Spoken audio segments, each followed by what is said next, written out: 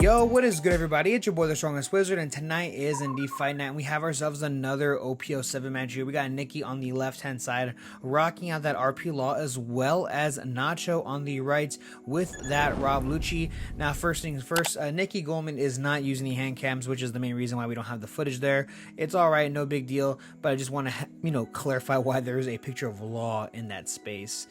We did see the Spandam coming down for turn 1 for Nacho. Now, I do know that a lot of people are kind of dropping RP Law in NA, and that's mainly due because of the consistency issues that Law does have.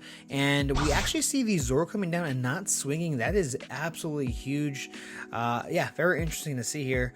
But we are going to go ahead and start things off with a 5k swing going into life. We're going to minus 1 cost off of that Zoro. We're going to go ahead and take it, dropping down to 3 life. And now we see the Rob Lucci coming down. Now, obviously, this is a bad matchup here for for RP Law. And the main reason why is because nothing on the board survives. Literally nothing ever. But we're going to go ahead and see if Nikki can pull it out of the hat here. This is a 5k swing going to life. Nacho takes it, and now we see the stage trigger absolutely clutch. So that is insane, especially for the fact that he doesn't even have it in his hand. And if we see a Nacho's hand here, we have 3 2ks. We have the 5 cost Kaku as well as a Tempest Kick. Honestly, pretty much a perfect hand, especially with stage on board now. The only issue that we do have here is we don't have a Gecko in hand, and with all the milling that Rob Lucci does do, which is another reason why people choose not to play this deck, it can be kind of an issue. So we see the Kid coming down. We're going to go ahead and bottom deck the Spandam, play the Reiju, draw 2, and then ramp 1 Dawn. Now, unfortunately, we weren't able to swing 6k just because, I mean, we could have actually, technically speaking, but we'd have probably had to change the sequence up a little bit. So we're gonna go ahead and tap 5 here for that Kaku after minusing the cost with that stage. We see a 6k swing going into life. It looks like Nacho is trying to get some 2ks out of Nikki's hand, and if you don't know, RP Law doesn't run that many 2ks in general, so this is huge. He's gonna go ahead and take this, and now we see a Tempest Kick actually here, and then just to draw the card, and now we mill the Gecko. We swing 5k into life, and he's actually go ahead and counter out of it. Now that is pretty huge, honestly, the fact that he was able to get Nikki down to 2 life. Now, for the most part, I feel like RP Law is pretty safe and secure at 2 life. And look at Nikki's hand. He's got quite a few cards. He has a Rush Zoro, 2 Bong Clays. He even has a Reiju in his hand as well. So pretty stacked, honestly. I think the only thing we don't see is maybe a Kid and Killer, but I think we start to see a little bit of them toward the back end of his hand. Pretty interesting hand here, but Nikki here sitting at 5 Dawn. And if we look at Nacho's Dawn board here, we have 2 6ks. That's pretty intimidating, honestly. Even if we play the Gordon to get rid of 1, we still have another one to deal with. So we take the first 5k, and now we give him the 1k counter in the form of Hamepo.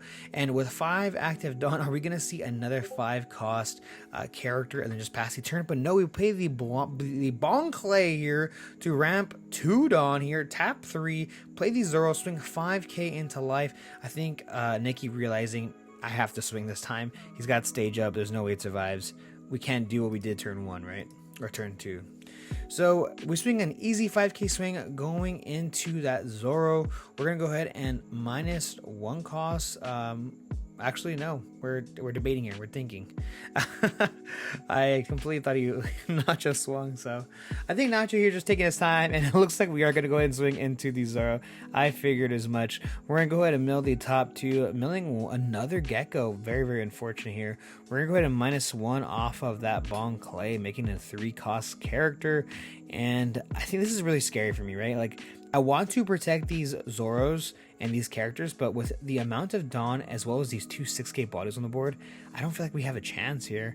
I really don't think so. And even the more unfortunate part, Nikki doesn't have a single 1 cost character in his hand. This is exactly what I was talking about. The fact that this deck doesn't have, it lacks consistency, on top of the fact that he actually played Reiju, so he was able to draw 2 cards plus take 2 life and still has yet to see a 1 cost character. Pretty impactful here. Obviously, the majority of the time it's always about getting yourself out of a hole here, but we're gonna see the 1k counter. We're seeing a 7k swing going into Zoro.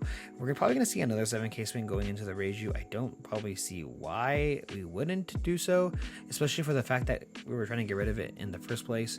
So it looks like we might swing a big 8. Wow, okay, big 8k into the ratio. It does go down. We're gonna go ahead and tap possibly the stage here to maybe make that. Okay, we're playing the Bon Clay. We're playing the Bon Clay. We're gonna get rid of the we're gonna play the Kaku to get rid of the Bon Clay, and then we're gonna pass the turn. Not really worried about the other Bon Clay. We don't have a way to remove both anyways. So I, you know, for the most part, play out another 6k body, pretty good here. And we play the Erasure to draw another, or actually our first Gordon. That's actually huge. I believe that was a Gordon as well as a Kid and Killer. So really, really good turn here. And this is a 5k swing going into life, completely ignoring the board here, and Nacho possibly will take this. He has 3 2k counters as well as a Gecko Mori in his hand, so his hand is looking pretty insane here. Unfortunately, we don't have any blockers, but for the most part, this deck doesn't really run too many blockers other than Sabo, right? So we're gonna grab another 2k counter in hand. Nacho's hand is insane, man. We've only got nothing but 2ks and a Gecko. I literally had to repeat myself because that was absolutely, it's crazy. But with 2 active Dawn, this Bon Clay can swing 7k, and yes, we see a 7k swing going into life. And we're going to go ahead and give him 2k counters. Now, we could use our leader ability here to bottom deck nothing. And we also have that Gordon, which is probably why Nikki has 1 Dawn left open. So we probably will play the Gordon, use the ability, minus, I guess, a Kaku, and then bottom deck it to then play out a Kid and Killer to go for life. I feel like we're kind of at the point here where we really, really need to push for life, because with this board, there's no way we can handle this board. I mean, we literally, I think it's literally like we have to win next turn, honestly. And that's if we survive a turn, which is even worse because we were out of blockers, right? So Nikki here, going to go ahead and play that Gordon, use its ability. We're going to minus 3k to the Rob Lucci. We're going to bomb deck it. And what do we have to play here? Now, I said this before, whatever we play down is probably going to get just removed anyways. But we're actually going to play the Sanji and pass the turn. Very, very interesting here, choosing not to apply the pressure. Maybe feeling very unsafe that he might actually lose. 6k swing going over the Bon Clay, of course, only being 1k since it is not his turn anymore. Very unfortunate, and obviously we do have that blocker Sanji, but obviously we're saving that to either 1, go for game, or 2, make sure that we don't lose. So it looks like we're going to go ahead and swing 6k into life here. No real reason to apply a ton of pressure, just the fact that we're swinging just in general, it's just enough pressure itself. So 7k swing going to life. We're going to minus 1 on the Sanji. We're going to use stage here to minus 3, and that is a 2 cost character now. And we have plenty of characters on the board. Now we play the Gecko Moria. Nacho's at 10 Dawn.